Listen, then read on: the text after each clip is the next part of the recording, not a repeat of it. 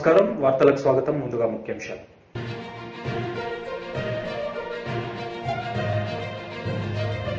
తెలంగాణ 10వ తరగతి పరీక్షల ఫలితాలు విడుదల. మీడియా సమావేశంలో వివరాలు వెల్లడించిన మంత్రి సవితా ఇంద్రారెడ్డి.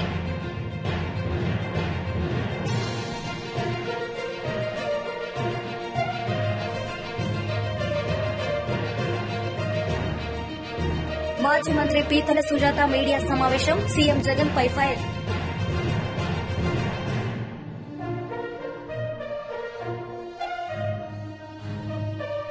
రాజస్థాన్లోని శ్రీనాథ్జీ ఆలయంలో ప్రధాని మోడీ దర్శనం మరియు పూజలు నిర్వహించారు. ఈ సందర్భంగా ఆయన మాట్లాడారు. अजय, वो दृश्य अपने आप में काफी कुछ बयान करते हैं। प्रधानमंत्री का आध्यात्म के प्रति जो झुकाव है उसको दर्शाते हैं। आपने माउंट आबू का जिक्र किया और ब्रह्म कुमारी जो परंपरा है हमारी, जो शैव परंपरा के साथ जुड़ी हुई है, जिसमें सभी ब्रह्म कुमारी जो नारियां हैं वो आध्यात्मिक उत्थान के लिए समाज में बहुत बड़ा योगदान कर रही हैं। वो उसके भी तार आप कहीं न कहीं से देखें तो प्राचीन काल में गुजरात के साथ जुड़े हुए हैं, जब वहां के व्यापारी समुद्र की यात्रा से महीनों तक घर वापस नहीं लौटते थे, और ये बहुत प्राचीन बात है। और उसके बाद जो वहां की स्त्रियां होती थी वो एक बहुत छोटा सा समुदाय बना करके ब्रह्म कुमारी के नाम से जानी जाती थी और वो पूजा अर्चना का कार्य करती थी। जब इस परंपरा की शुरुआत हुई थी तो उसके विचार बहुत पहले भारत की सांस्कृतिक व्यवस्था, भारत की वाणिज्यिक व्यवस्था गुजरात खासतौर पर उससे जुड़ी हुई है।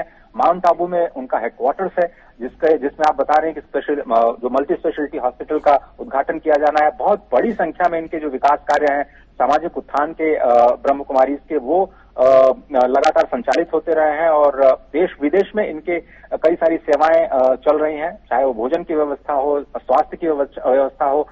बहुत सारी जगह विश्वविद्यालय, प्रजापति विश्वविद्यालय के नाम से भगवान शंकर की जो निर्देश हैं, जो आदेश हैं, उनको प्रतिपादित करने का ये पूरी संस्था काम करती है। तो आपने बिल्कुल सही कहा कि ये जो राजस्थान का पूरा इलाका है और उदयपुर के थोड़ा सा ऊपर ही जाकर के आपको माउंट आबू की जो हरियाली है, जो वहां की सांस्कृतिक छटा है, वहां पर आपको माउंट आबू में ब्रह्म कुमारी के दर्शन होंगे। तो ये भी एक तरह से संपर्क की बात है, लोगों को जोड़ने की बात है। और हमेशा सांस्कृतिक समारोहों के जरिए, सांस्कृतिक धरोहरों के जरिए प्रधानमंत्री मोदी देश को जोड़ने की जो कोशिश करते रहे हैं, उसका आज एक बड़ा उदाहरण उदयपुर में नाथा द्वारा और उसके बाद ब्रह्म कुमारी माउंट आबू में जाकर के ये जो शिलान्यास है, उसके साथ साथ जो दूसरी विकास की परियोजनाएं हैं वो उसका स्थानीय और राजनीतिक साथ ही साथ जो राष्ट्रीय क्षितिज है उस पर सकारात्मक असर आने की उम्मीद है। जब हम अजय बात करते हैं राजस्थान की, तो राजस्थान की अपनी एक समृद्ध सांस्कृतिक और आध्यात्मिक विरासत है और उस सांस्कृतिक और आध्यात्मिक विरासत के गाहे बगाहे अक्सर ही दर्शन होते हैं हमें टीवी स्क्रीन के जरिए, लोगों के तमाम एक्टिविटीज के जरिए। और इस सांस्कृतिक और आध्यात्मिक विरासत को और किस तरह से बल मिले, किस तरह से और ज्यादा समृद्ध हो, प्रगाढ़ हो, उसके लिए प्रधानमंत्री नरेंद्र मोदी के जो प्रयास हैं वो भी किसी से छुपे नहीं रहे हैं। और वही कुछ दृश्य आज भी हमें इस तरह प्रधानमंत्री नरेंद्र मोदी के इस दौरे के दौरान दिखाई पड़ रहे हैं। देखिए, नाथद्वारा द्वारा का जो महत्व है वो बहुत ही विशेष है। अगर आप उदयपुर की धरती पर जाएंगे तब आपको समझ में आएगा जो ऊर्जा वहां से निकलती है। और जब सब लोग विभिन्न रागों में भगवान को रिझाने की कोशिश करते हैं, जब वो दृश्य आप जाएंगे तो फिर वो जो आनंद है उसको शब्दों में नहीं बयां किया जा सकता, वो केवल महसूस किया जा सकता है। तो जिस तरह से आपने सांस्कृतिक धरोहरों की बात की, सूरदास के रूप में हम जानते हैं कि भक्ति की पराकाष्ठा जिसको माना जाता है, एक भक्ति काल के बहुत बड़े कवि हुए, वो किस तरह से भगवान को रिझाया करते थे और यहाँ तक कि उनको ये भी शक्ति प्राप्त की थी कि भगवान जिस रंग की वेशभूषा उस दिन पे धारण करते थे, उससे जुड़ा हुआ वो पद भगवान के लिए गाया करते थे। तो कहा जाता है कि एक बार उनको ये कहा गया कि जानबूझ करके भगवान को कुछ नहीं पहनाया गया और उनको कहा गया कि सूरदास जी अब आप गाइए कुछ, क्योंकि भगवान जी के हम जानना चाहते हैं कि भगवान जी कैसे दिखाई देते हैं आपको। तो उन्होंने बहुत ही प्रसिद्ध पद है, उन्होंने कहा कि अब तो मैं भगवान को देख ही नहीं सकता, इतना मनमोहक स्वरूप है और इस वक्त भगवान ने करवनी के अलावा और कुछ भी नहीं पहना है। लोगों को बड़ा आश्चर्य हुआ कि ये सूरदास जी के पास ऐसी शक्ति कहाँ से आती है कि वो भगवान का उसी रूप में दर्शन करते हैं जिस रूप में वो उनका श्रृंगार किया जाता है। और ये बहुत ही विशेष श्रृंगार होता है। अगर आप देखें तो भगवान श्रीनाथ का जो एक एक उनके परिधान, उनके कपड़ों का रंग, उनकी करधनी में जो सोने और हीरे की मालाएं पहनाई जाती हैं, ऊपर जो उनकी मुकुट में अगर आप उनके ठुड्डी पे देखें तो एक हीरा चमकता रहता है, वो बड़ी विशेष पहचान होती है। सब लोग उसके दर्शन के लिए पधारते हैं। और इस वक्त जो आप तस्वीर देख रहे हैं नाथद्वारा मंदिर पे, जो वहां पर जो मुख्य अर्चक हैं उनके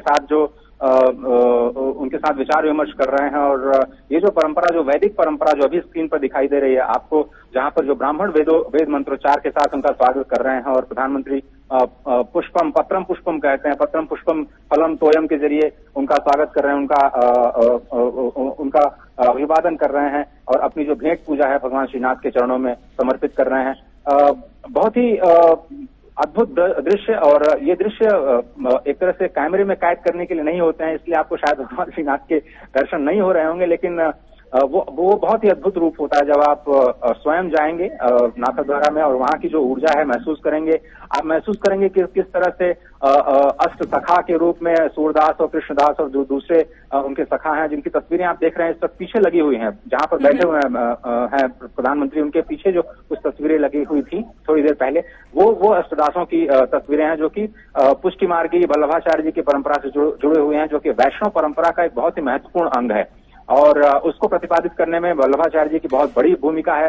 पुष्टि मार्ग ये विश्वास करता है कि भगवान को बाल रूप में हम खूब छकाएं, खूब उनकी सेवा करें, खूब उनको खिलाएं पिलाएं और एकदम उनको कोई भी परेशानी न होने पाए। तो उनको बहुत ही आराम से जगाया जाता है, बिना किसी परेशानी के आराम से उनको बहुत अच्छे सुंदर सुंदर वस्त्र दिए जाते हैं, बाल रूप में उनको हीरे मोतियों से सजाया जाता है। और जो पूरा ट्रस्ट है, आपको पता होगा कि कोकिला बेन जो कि अंबानी जी का परिवार है उसको देखता है और ट्रस्ट के मुखिया भी हैं, जो कि इसका संचालन करते हैं। इसलिए भी गुजरात के लोगों का जुड़ाव इससे बहुत ज्यादा है।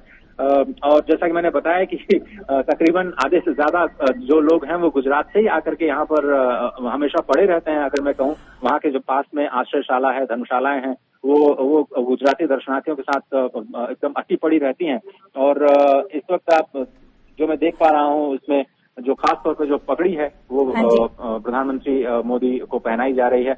और कुछ आपको दृश्य समझ में आएगा कि ये ग्वाल बालों की पगड़ी है जो कि भगवान गैया चराते समय कुछ धारण किया करते थे।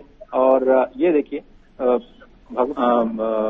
कुछ ग्वाल बाल का जो स्वरूप है वो प्रधानमंत्री को भेंट स्वरूप देने की कोशिश। और ये जो प्रसाद होता है नाथद्वारा का, ये बहुत ही महत्वपूर्ण प्रसाद होता है, जिसमें भगवान वहाँ की जो देशी गाय हैं, गौशाला में आपको बताएं कि कम से कम 1500 गायों की जो सेवा की जाती है। और वहीं के जो शुद्ध देशी गाय हैं, वहाँ की दूध का सीधे सप्लाई जो है वो नाथद्वारा के भोग बनाइए। देखिए आपको तस्वीरें दिखाई दे रही है। ये जो ऊपर हाथ आपको दिखाई दे रहा है, एक हाथ कमर पे, दूसरा हाथ ऊपर गोवर्धन माना जाता है। ये गोवर्धन भगवान को जब उन्होंने उठाया था तो फिर वो जो दृश्य था उसी को, और ये वल्लभाचार्य जी ने खुद प्रकट किया था इस प्रतिमूर्ति को। తెలంగాణ 10వ తరగతి పరీక్షల ఫలితాలు విడుదలయ్యాయి. బషీర్బాగ్లోని ఎస్సీఈఆర్జీ కార్యాలయంలో రాష్ట్ర విద్యాశాఖ మంత్రి సబితా ఇంద్రారెడ్డి ఫలితాలను విడుదల చేశారు.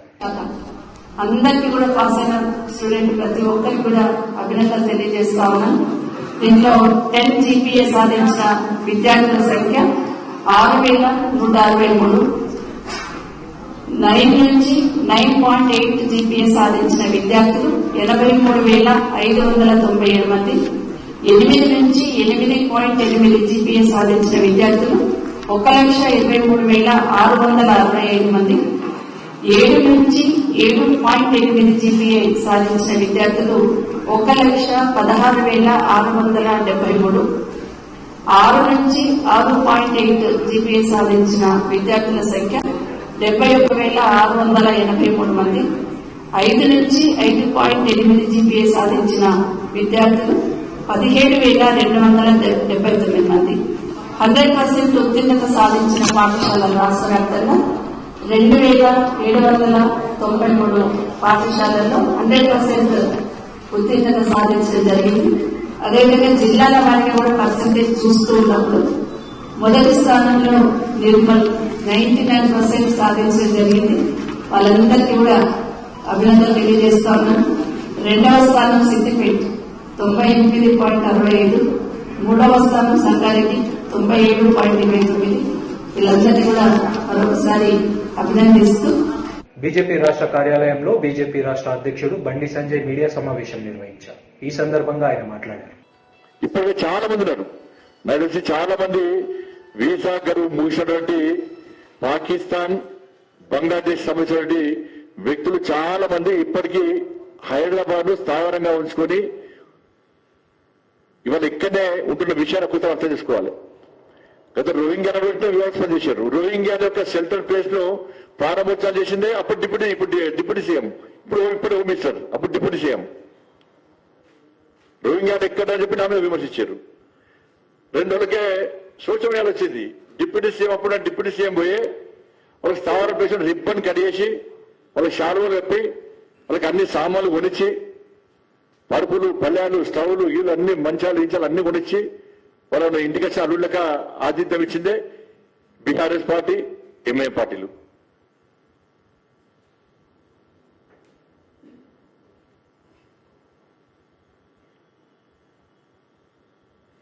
తెలంగాణ రాష్ట్రాన్ని సాధించుకున్నది అభివృద్ధి చేసుకోవడానికి, మన పాలన మనం కొనసాగించడానికి, ప్రశాంతంగా బతకడానికి. ఇవాళ హైదరాబాద్ ప్రజల ప్రాణాలన్నీ కూడా బాంబుల కింద ఉన్నాయి, బాంబుల మీద ఉన్నాయి. అవి ఎప్పుడు వెళ్తాయా, ఏం చేస్తున్నా, ఇప్పుడు ఏ ప్రమాదకర సంఘటన జరుగుతుందో ఇప్పుడు తెలియని పరిస్థితి. ఇప్పుడు కూడా భాగ్యాన్ని ప్రజల ప్రాణాలు వీళ్ళ చేతుల్లో, వాళ్ళ చేతిలో ఉన్నాయి. ఈ హెచ్యూటీ సంస్థ ట్రైనింగ్ ఏడా, శిక్షణ ఏడా, ఇక్కడ వికారాబాద్, అనంతగిరి గుట్టలల్లా డ్రోన్ ద్వారా శిక్షణ ఇచ్చేటువంటి ప్రయత్నం చేస్తున్నారు. డ్రోన్ ద్వారా ఇక్కడ పెండిళ్లకు కానీ ప్రోగ్రాంలకు డ్రోన్ కూడా పోలీస్ పర్మిషన్ ఏది, రెవెన్యూ పర్మిషన్ ఏది, ప్రభుత్వం పర్మిషన్ ఏది అని వాయిస్తారు పోలీసులు.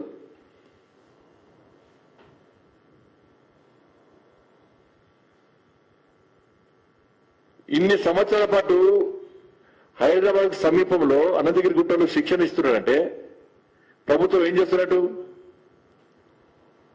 లాస్ట్ ఇక్కడ పోలీసులు హీరోలు, ఇక్కడ పోలీసులు నిజమైన హీరోలైన పోలీసులు ఇక్కడ డ్యూటీ చేయలేకపోతున్నారు. కాబట్టి ఈ ప్రభుత్వం సహకరిస్తలేదు. కాబట్టి ఇలా మధ్యప్రదేశ్ నుంచి ఇక్కడ పోలీసుల సహకారంతో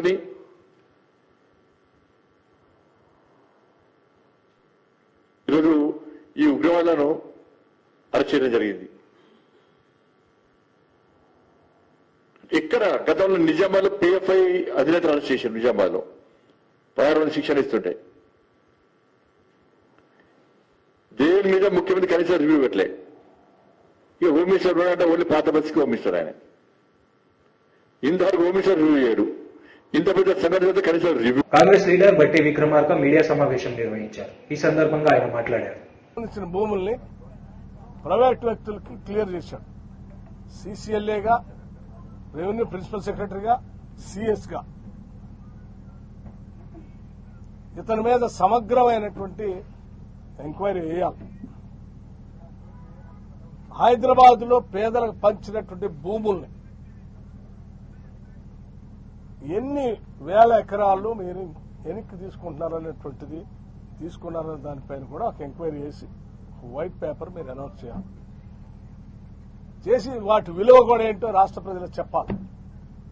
అరే నువ్వు ఈ రాష్ట్రంలో ఉన్న వాళ్ళందరికీ ఇల్లు కడతా అంటే డబుల్ బెడ్రూమ్ ఇల్లు 3 లక్షల్లో ఇస్తా అంటే మొత్తం 20 లక్షల ఇల్లు కడితే కూడా ఒక్క ఇబ్రాహీంపట్నంలో నువ్వు వెనక్కి తీసుకున్నటువంటి భూములు అమ్ముకున్న దాంట్లో ఒక క్వార్టర్ కొద్దిగా అమ్ముకుంటే కూడా రాష్ట్రంలో ఉన్న వాళ్ళందరికీ డబుల్ బెడ్రూమ్ ఇల్లు కట్టేసి ఇచ్చేయచ్చు. ఇంతకంటే అన్యాయం ఏముంది? సో అందుకోసమే రాష్ట్రంలో ఉన్నటువంటి అసైన్ అంటే ఎవరెవరికైతే మేము అసైన్ చేశామో ఆనాటి కాంగ్రెస్ ప్రభుత్వాలు భూములు ఎవరికైతే అసైన్ చేశామో ఆ లబ్ధి పొందినటువంటి లబ్ధిదారులందరికీ పిలిపిస్తా ఉన్నాం. హైదరాబాద్ లో కానీ, హైదరాబాద్ పరిసర ప్రాంతాల్లో కానీ, రాష్ట్ర వ్యాప్తంగా కానీ ఈ భూములన్నీ మీయే, మా భూములు మాకే అని మన రాష్ట్రాన్ని కొట్లాడి తెచ్చుకున్నాం మనం. ఎవరి భూములు ఆక్రమించుకున్న భూముల గురించి నేను మాట్లాడలే. రైట్ ట్రయల్ గా ఆనాటి ప్రభుత్వాలు మీరు కాగితాల రూపేణగా మీకు అలాట్ చేసినటువంటి భూములే. ఆ భూములు మీయే, ఆ భూములు మనయే. ఈ ప్రభుత్వానికి ఏ రకంగా హక్కు లేదా తీసుకోవటం అంటే ఇది ఇల్లీగల్ గా చేయటమే. కాబట్టి ఎస్ఐదారులందరికీ నేను విజ్ఞప్తి చేస్తాను, ఈ భూములు మీయే. మీ హక్కుల్ని మీరు కాపాడుకోవటం కోసం మీరు పోయి నిలబడండి. మీ భూమి దగ్గర, మీ భూముల దగ్గర మీరు నిలబడండి. ఈ ఋతుపవనాలు స్టార్ట్ కాగానే మీ భూముల్లో అరకలు కట్టండి, దున్నండి.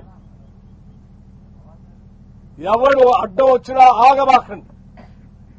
మన హక్కుల కోసం మనం కాపాడుకోవటం కోసం భారత రాజ్యాంగం బాజాప్తిగా మన హక్కులు రాసి పొందుపరిచి మనకిచ్చింది.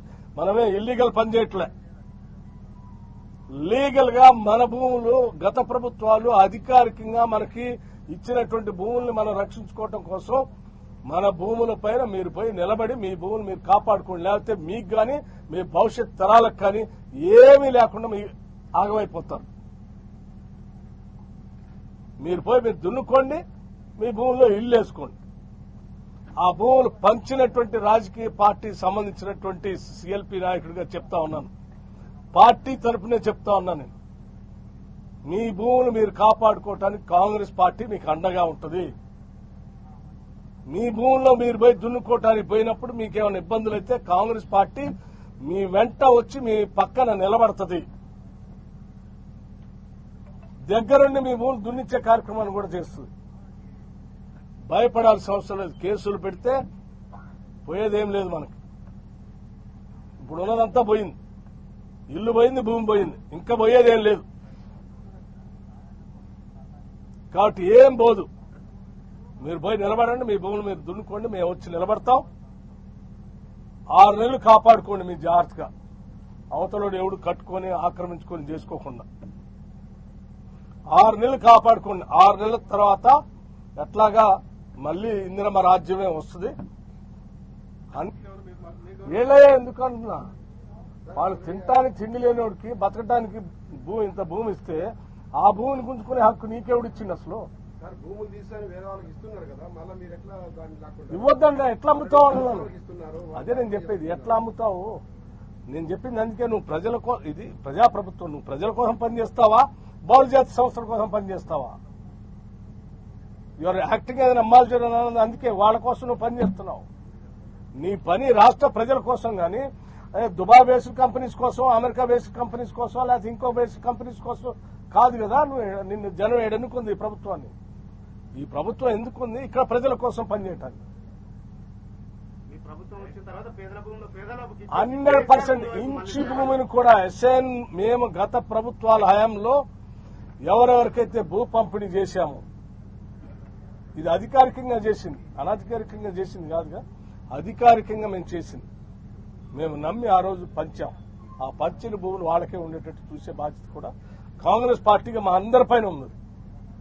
కాంగ్రెస్ పార్టీ విధానాలు నమ్మేటువంటి ప్రతి నాయకుడు, కార్యకర్త ఈ బాధ్యతను తీసుకుని వాళ్ళకే అప్పచెప్పే కార్యక్రమాన్ని చేస్తాం.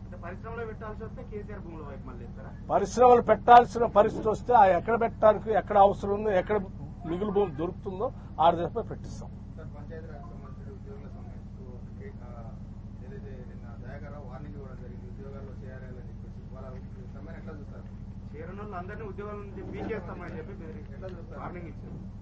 బెదిరింపులతో ఎంతకాలం బతుకుతారు మీరు? భూముల గురించి మాట్లాడు. ఈరోజు ఓన్లీ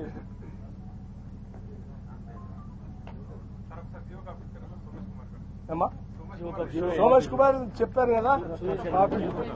సోమేష్ కుమార్ దాని మీద ఇతర మీద కూడా నేను అన్ని ఏమంటారు ఏజెన్సీస్ కి, గవర్నమెంట్ ఆఫ్ ఇండియాలో ఉన్నటువంటి ఏజెన్సీస్ అన్నిటికీ వీళ్ళ మీద లెటర్స్ పెడతాను. పార్టీ తరఫున లెటర్స్ పెడతాం. ఇతని మీద ఔటర్ రింగ్ రోడ్ పైన భూముల, పేదల భూములు ఇచ్చిన దాని మీద. ఇవన్నీ అయిపోయిన తర్వాత నేను నాకు వచ్చిన దరఖాస్తులన్నీ తీసుకుని పేదలకు సంబంధించిన భూములకు సంబంధించినవన్నీ కూడా రాష్ట్ర ప్రభుత్వానికి ఒక కాపీ పంపిస్తాను. వాళ్ళు ఇమీడియట్ వాళ్ళ భూములు వాళ్ళకి ఇస్తే ఇచ్చారు, లేదా కట్టంతా తీసుకొని మా డెలిగేషన్తో భారత రాష్ట్రపతిని కలిసి తల్లి ఇది పేద ప్రజలకు ఇచ్చిన భూములు ఈ రాష్ట్రంలో ఇట్లా జరుగుతా ఉంది, దీని మీద చర్య తీసుకోండి అని కూడా కలుస్తుంది. ఈ లోపల వాళ్ళు ఈ ఋతుపాలు వస్తున్నాయి, జూన్లో పంటలు వేసుకునే సమయం, వాళ్ళ భూములు వాళ్ళు కాపాడుకోవడం కోసం దున్నుకోవాలని పిలుపు కూడా ఇస్తున్నాం పార్టీ తరఫున.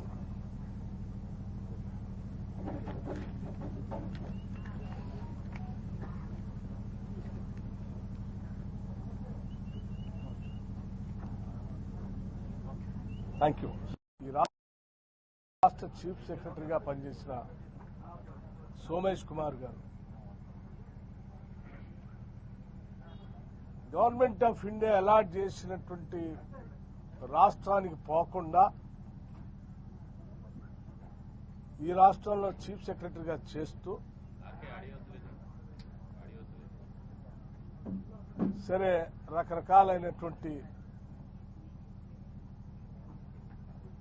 విధానాలతో లేకపోతే ట్రిబ్యునల్స్ తో ఈ రాష్ట్రంలో సీఎస్ గా కొనసాగుతూ అనేక సందర్భాల్లో ఈ రాష్ట్ర ప్రజలు కానీ ఇక్కడ ఉన్నటువంటి అధికార యంత్రాంగం కానీ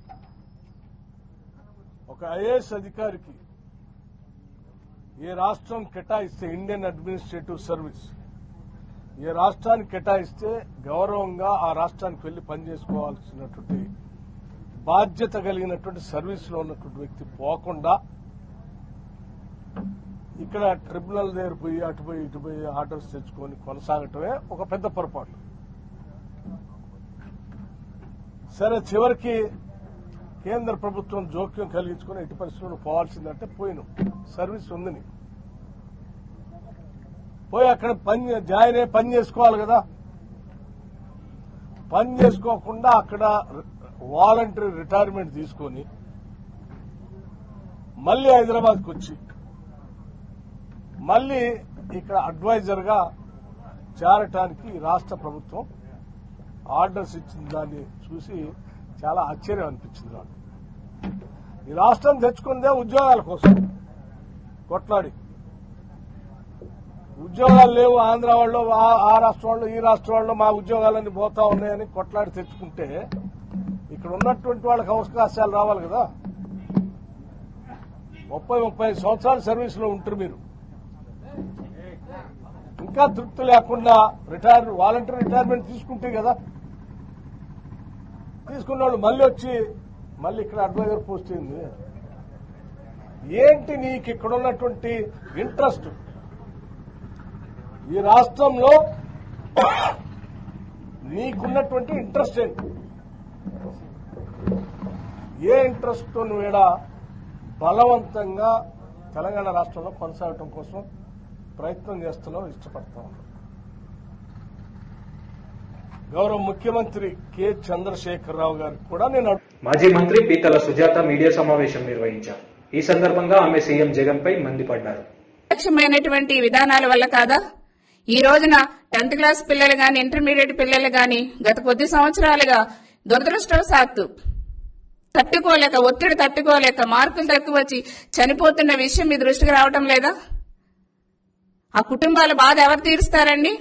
మీరు ఇచ్చిన హామీలు సక్రమంగా నెరవేరిస్తే పాప మా బంగారు భవిష్యత్తు ఉన్నటువంటి బిడ్డలు అంత అధైర్యంగా చనిపోయే పరిస్థితి ఉండేది కాదు కదా. మీరు అమ్మఒడి అని హామీ ఇచ్చారు. ఎలక్షన్ ముందు ఇంట్లో ఎంతమంది చదువుకుంటే అంతమందికి ఇస్తామని చెప్పారు. తర్వాత మాట తిప్పి మడమ తిప్పి మాట మార్చారు. అంటే ఒక్కరికే పరిమితం చేశారు. దీనివల్ల మిగతా వాళ్ళు చదువుకోవద్దండి ఏంటి? మీరు ఎక్కడ ఎటు పోతుంది జగనన్న? ఎటు పోతుంది? ఎటు తీసుకెళ్తున్నారు ఈ రాష్ట్రాన్ని? నా మేనకోడలు అని చెప్పారు, తల నిమ్మిరారు, మీ అన్ననన్నారు, అందరికీ మేనమామనని చెప్పారు కదా. మీ మేనల్లుడులు, తర్వాత మీ మేనకోడళ్ళు, చదువుకునే పిల్లలు, మీ అక్క చెల్లెమ్మల బిడ్డలు ఈ రోజున ప్రాణాలు తీసుకుంటున్నారు. ఏం సమాధానం చెప్తారు ఈ రోజున మీరు? ఈ రోజున మీరు జీవో నెంబర్ 77 తీసుకొచ్చి పీజీ విద్యార్థులకి రీఎంబర్స్మెంట్ తీసేశారు. అంటే ఎస్సీ, ఎస్టీ, బీసీ, మైనార్టీ పిల్లలు చదువుకోకూడదా జగనన్న? చదువుకోవద్దా? వాళ్ళు ఎప్పుడు కూడా అలా కూలి పని చేసుకుంటూనే బతకాలా? చదువుకుని ఉన్నతమైనటువంటి స్థితిలోకి వెళ్ళకూడదా? అందుకోసమైనా మీరు ఇట్లాంటి జీవోలు తీసుకొస్తున్నారు. ఈ రోజున మీరు ఎంత దుర్మార్గం అంటే వైసీపీ ప్రభుత్వం వచ్చిన తర్వాత విద్యా దీవెనతో 4 విడతలుగా ఇస్తానని చెప్పారు. అంటే ఇయర్లీ 4 times ఇస్తామని చెప్పారు. ఇప్పటి వరకు కూడా 16 విడతలు ఇవ్వాలి. ఎన్ని విడతలు ఇచ్చారండి? కానీ బకాయిలు ఎంత ఉన్నాయో తెలుసా? 2400 కోట్లు బకాయిలున్నాయి. విద్యార్థుల భవిష్యత్తు బకాయిల్లో ఉంది, వాళ్ళ చదువు బకాయిల్లో ఉంది. జగనన్న 2400 కోట్లు మీరు పెండింగ్ పెట్టారు, రిలీజ్ చేయకుండా. కాలేజీలకు పెండింగ్ పెట్టారు, వాళ్ళ భవిష్యత్ కాలేజీల దగ్గర ఉంది. జగనన్న మెయింటెనెన్స్ అండ్ ఫుడ్ కింద 2400 కోట్లు బకాయిలు పెట్టావు జగనన్న. ఈ రోజున ఓవరాల్ గా చూసుకుంటే 5000 కోట్లు. పిల్లల భవిష్యత్తు మీ చేతుల్లో ఉంది, మీరు పెండింగ్ పెట్టారు. వాళ్ళ జీవితాలతో చెలగాటం ఆడుతున్నారు Jagananna. SC, ST, BC, minority వర్గాల ప్రజలు జగనన్న, నువ్వు వాళ్ళ ఫీజు రియంబర్స్మెంట్ గాని, ఫుడ్ అండ్ మెయింటెనెన్స్ గాని 5000 కోట్లు నీ ఖజానాలో పక్కదోవ పట్టించేసావు జగనన్న. ఇది నీకు న్యాయమా జగనన్న? ఇది ఎంత అన్యాయం జగనన్న ఇది మీకు. వాళ్ళు చదువుకోవద్దా Jagananna? SC, ST, BC, minority బిడ్డలు, మా తమ్ముళ్ళు, చెల్లెళ్ళు ఎవరూ చదువుకోవద్దన్నా? 5000 కోట్లు బకాయిలు పెట్టారే, మీకు అసలు బాధ అనిపించడం లేదా?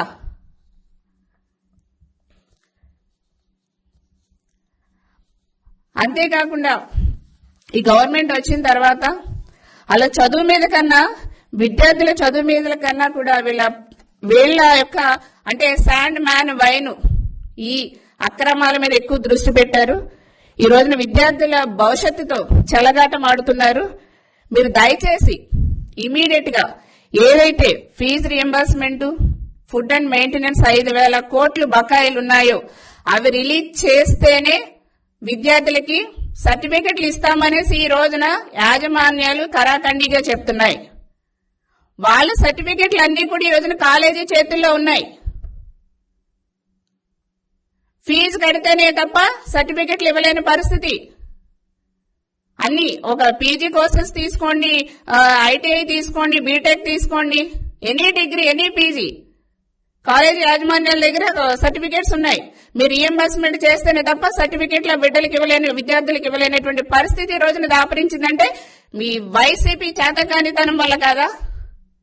ఈ రోజున తల్లిదండ్రులు, విద్యార్థులు లబోదీపమంటున్నారు. చదువుకోవడానికి భయం, ఫీజు కట్టకపోతే మాకు కుటుంబ పరిస్థితి, ఆర్థిక పరిస్థితి ఇదని. ఇకనైనా బుద్ధి తెచ్చుకోండి. విద్యార్థుల జీవితాలతో చెలగాటం ఆడటం మాని వాళ్ళ భవిష్యత్తుకు బంగారు బాట వేయాలని, ఇకనైనా సరే దేవుడు మీకు ఆ మనసు ఇవ్వాలని ఇమీడియట్ గా ఎస్సీ, ఎస్టీ, బీసీ, మైనారిటీ బిడ్డలకు సంబంధించినటువంటి ఫీజు రియంబర్స్మెంట్, అదేవిధంగా ఫుడ్ అండ్ మెయింటెనెన్స్ 5000 కోట్ల రూపాయల పెండింగ్ బిల్స్ ఇమీడియట్ గా రిలీజ్ చేయాలి, విడుదల చేయాలనేసి కూడా డిమాండ్ చేస్తున్నాం. కమలాపురం నియోజకవర్గంలో గడప గడపకు మన ప్రభుత్వం కార్యక్రమంలో భాగంగా ఇంటింటికి తిరుగుతూ సీఎం వైఎస్ జగన్ ప్రభుత్వం అందించిన సంక్షేమ పథకాలను అడిగి తెలుసుకున్నారు ఎమ్మెల్యే రవీంద్రనాథ్ రెడ్డి. ఈ సందర్భంగా ఆయన మాట్లాడారు.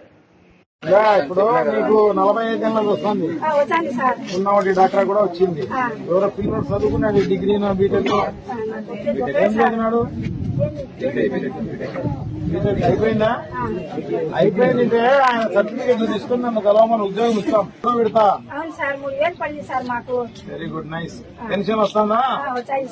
వస్తానేమో. సరే, ఇప్పుడు మీకు రావాల్సింది మిగిలిపోయి మిస్ అయిపోయిన బతికి చెప్పిస్తాం. మాకేం లేదు సార్, అబద్ధం వద్దు సార్, నిజమే మాట్లాడాలా. మాకు అన్ని వచ్చినాయి సార్, మాకు అవసరం లేదు. నా పిల్లలకి ఉద్యోగం కోసం దేవుడు ఏం పర్వాలేదు, ఇప్పుడు ఇస్తాం, ఉద్యోగం ఇప్పిస్తాం. అది ఒకటి సార్, ఇప్పిస్తాంలే. ఈయన గుర్తుపెట్టుకో, జగన్ మీకు మీ తమ్ముళ్ళు లాంటి వాళ్ళు. ఆరోగ్యశ్రీ ఆకులు పోయినారు, అమ్మఒడి, సున్నఒడి డాక్టర్ ఇదంతా వచ్చింది. ఫాతిమా బేగం ఆసరా వచ్చింది, మీకు పెన్షన్ వస్తుంది, డాక్టర్ కూడా వచ్చింది. మిస్ అయిపోయిన పథకం ఏదైనా ఉంటే చెప్పండి. ఏం లేదు, ఇల్లు అట్లాంటి కావాలంటే ఇస్తాం. సరే, అయితే ఎప్పుడైనా ఎలక్షన్ వచ్చినప్పుడు తప్పకుండా. వార్తలు ముగించే ముందు ముఖ్యాంశాలు మరోసారి.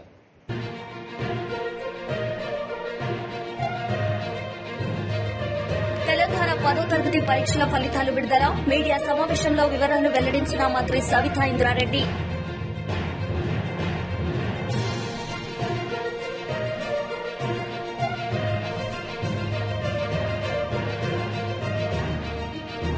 మాజీ మంత్రి పీతల సుజాత మీడియా సమావేశం. సీఎం జగన్ పై ఫైర్.